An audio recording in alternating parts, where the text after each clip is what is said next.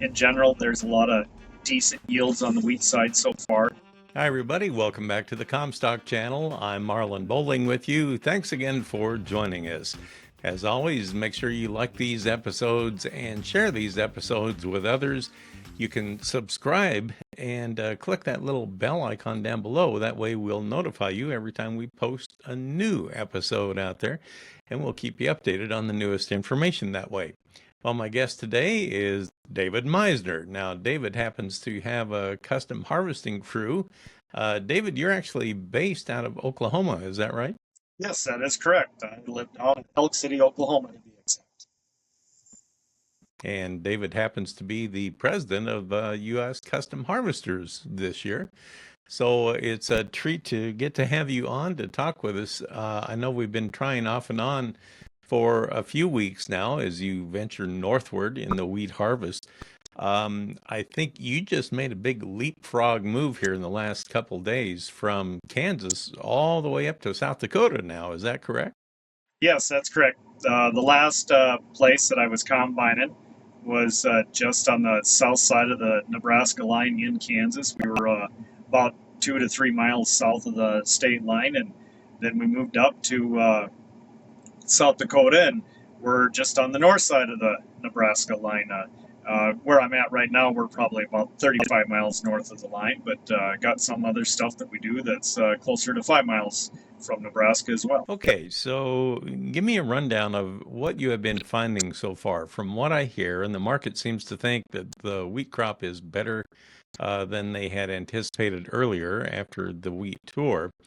Uh, I have talked with you a few times during the harvest season here, and it sounds like generally the farmers are pretty pleased with what they're finding out there so far, aren't they? Yes, they are. Our stuff that we did in Oklahoma, we knew that it was going to be better than that we've had in the past 10 years, if you will, but it's always in the past 10 years, it hasn't been very good down there. So it was really nice to have some good wheat to be able to cut down there. And yes, in general, we had most of my farmers were farm averages around either side of 40. We did have some that were a little better and some a little less. And then we moved up into Kansas, and my farmer in central, really north to south center that I did next, it was better than he expected. It was nothing great, but yields there we did anywhere from in the single digits to some stuff that was over 50 bushel. It just kind of depended on if it was lower ground and could catch that water or not. And moved up to northern Kansas, and it was, yes, better than they expected there as well. And it seemed like 40 was more the bottom end there. And we moved up here to South Dakota, and we've done some here. And I've talked to a few of my neighbors, and the field that we're doing right now and just finishing is going to do 65 for sure, just guessing off the yields that we've had. But I think this is going to be one of our lower end yields for this area, and that's definitely above normal. So the protein levels that we've had here in South Dakota was a little bit low, but that's sometimes to be expected when you get a little bit better yield. We're kind of in about the 11 and a half, 11.8, right in there of the yields on the loads that we took in so far. But we'll see how it keeps on going. When's the last time you cut wheat like that? Here in South Dakota, it's been a few years since I've had consistently this good. I've done a couple times that I've been in the 80s and 90s, but not this much for this many farmers. So it's nice to have the yields around here for the individuals. And but like I said to the one farmer, it'd be nice that wheat still was $2 higher than what it is, but he's getting some return to a certain extent because of his yields. Interesting stuff. So now give me an idea of the route you're going to be taking. You continue to go on toward Canada, don't you? Yes, that's correct. My next stop is more north west part of South Dakota, and then I jump across the line. I'm not more northern South Dakota is where I do next, and cross the line and do a little bit North Dakota there as well. And then I jump up clear by Canada and do some stuff just on the south side of the Canadian line, combine wheat and my one of my farmers up there. I talked to him actually just yesterday, and he said that they're finding a lot of disease because it's just wet in his region, and they're nervous about it because of all the water. It just they're getting a lot of very timely rains, and it's a little bit on the excess side, but it never seems like it's not a lot, but it's just all the time they're getting a shot of rain, and they've been doing good about putting fungicides down and so on and so forth. And he said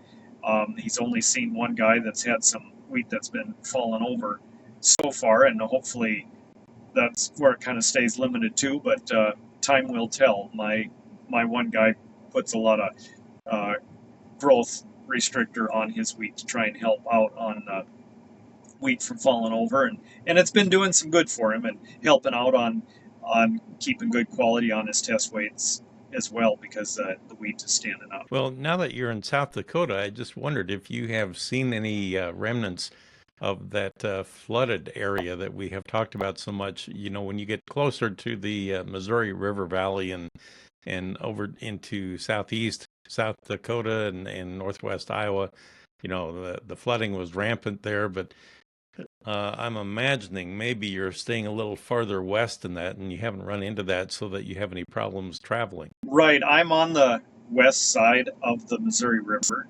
and I can say actually the field that we're in right now, if I went east about 6 miles, I would actually be in the Missouri River. We're kind of up on some hills, so but you can get down to the southeast of where I'm at, and here is still on the west side, and they've had some trouble with the water and washing things and getting in trouble with the roads and stuff like that. But it's nothing like what it is on the east side of the river and continuing on over towards south of Sioux Falls and getting closer to Iowa and whatnot. I do need to make a trip over there and see a couple people, but when I've talked to them, yeah, it's just not good, just the amount that's been drowned out and whatnot.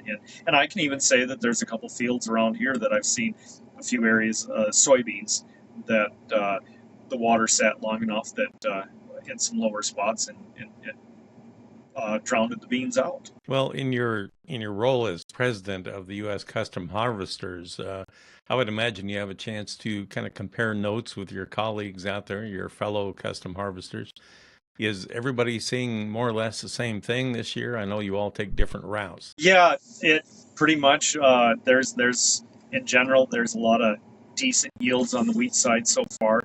Um, the guys doing some silage. I've been talking with some of them guys and making hay and oats, and that's been really good because there's been some good forage there. Of course, on the corn side, it's just a tad early yet for that, but that's won't be long, and we're going to be those guys are going to be after the corn silage and getting that all chopped up. And but yeah, I'm curious what they're going to see. I know up there in Montana, things are going to start opening up next week and really getting after it.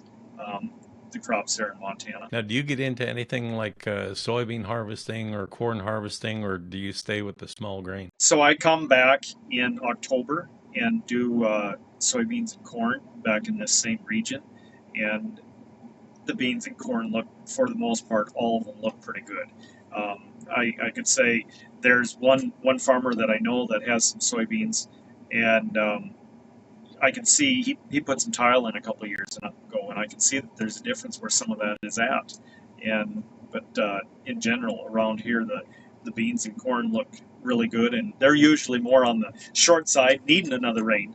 But the way it's been going so far this year, they're doing really good. But of course, we got to see what happens in August, because that's what's going to really turn out on them soybeans yields, if they do have it around here or not. Well, David, I sure do thank you for taking a few moments to get us updated on what's going on there. You still have a fairly long road ahead for the wheat harvest here this year. So I guess if you run into anything unusual, let me know and we'll talk about it. But in the meantime, stay safe out there, and we thank you for the update. Hopefully, I'll get to talk You with you bet. down the road, as they say. That's David Meisner with us today, and that'll do it for this episode. For producer Brianne Hendrickson, I'm Marlon Bowling. We'll catch you next time right here on the Comstock Channel.